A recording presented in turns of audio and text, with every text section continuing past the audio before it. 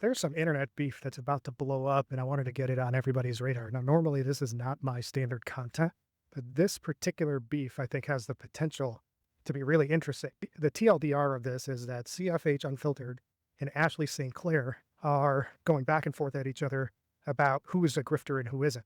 Normally I wouldn't care, but both of these videos popped up on my feed today with CFH Unfiltered sending a minute-and-a-half post about how he feels that Ashley St. Clair is a grifter. And then Ashley St. Clair created a video that's 20 minutes long, just dropping bombs on CFH Unfiltered and making her case and calling him MAGA-adjacent. The reason why all of this, it caught my attention is because a week or two ago, my spidey sense went off, and I also said that Ashley St. Clair gives me grifter vibes. But here's the part in her video that I want to react to. Check this out and I'll be right back. But the reason this bothered me is because this is exactly what's wrong with the internet, particularly like MAGA-adjacent content, is that you are shitting on me when I am sitting here saying that I regret my behavior. I regret what I was a part of that I got involved in at 18 years old. And you are sitting here accusing me of just making this up to grift. Well, you have expressed zero remorse for your time in the military. He even has a video in which he discusses being a sniper and watching families and then having to bam. Okay, this guy is like a grade A sociopath. And my problem is, there is this like proliferation of content in which particularly white men think that their biggest service, their greatest gift to humanity is their fucking podcast mic. Why don't you stick to your niche, dude? Why don't you tell young men why you got involved in the military? I'm sure it's because you needed money. I'm sure it's because you were disadvantaged. Why don't you make content helping other young men not go down the same path as you? But I don't think you're gonna do that.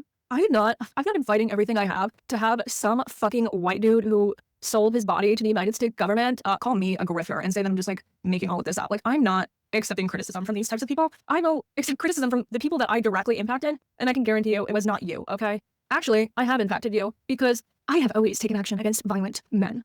And again, I know this may be offensive to people who have family members or people that they love who served in the military, and it's not to discount this, but rather to say like, hey, the penance for that really should be discouraging other young men and women from doing this themselves just because they might be in a tough financial situation or they don't know where else to go. Like, that should be your penance rather than fucking making TikToks about how much Donald Trump sucks all day. That's not your penance when you killed people. So what do you notice about that? In that clip, and you can watch the entire video if you want, it's 20 minutes long, but in that clip, she's talking about how CFH Unfiltered, because he was a sniper, has blood on his hands, and she's actually trying to launder her reputation and making it seem like she has no accountability. But here's the thing. If we're going to have a pissing contest over who has the biggest death toll, I guarantee that that's a contest that nobody in MAGA is want to get involved with. Because if you look at the combined death toll as a result of the policies of the Trump regime from the first time around and the second time around, it's going to be in the millions. And specific to Ashley's efforts to launder her image, let's just take a look at what her baby daddy, Elon Musk, accomplished when he wiped out US aid. The elimination of that agency is going to result in millions of deaths worldwide, mostly of brown and black faces. So the idea that these MAGA influencers and ex-MAGA influencers bear no culpability and bear no responsibility in elevating this genocidal regime into power so that they could actually accomplish this is really troubling.